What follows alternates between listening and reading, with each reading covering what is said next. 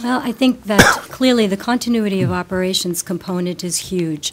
As we've seen last year here in the Washington, D.C. area, though many of the agencies had significant issue with ability to continue operations, 80% of GSA was able to continue to work through those snow events, through the technology that had been deployed with the laptops, Blackberries, and soft phone technologies through voice over IP, and essentially with my leading the program management office remotely from Boston and having access to expertise across the nation, being able to tap into a virtual team that is not physically co-located has been tremendous.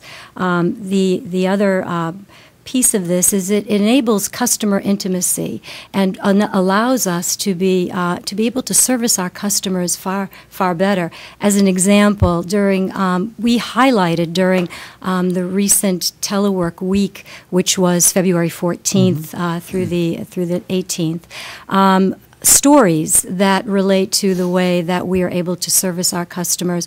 And we have deployed in Afghanistan one of our GSA Federal Acquisition employees to be very close to his Department of Defense customer. Wow. And working on contracts to locally source supplies for the Department of Defense to essentially build better relationships with the Afghan people, but being able to link back through the tools that we've provided to home base here in the United States, continuing to do his job in an excellent fashion while supporting and being very close to the customer.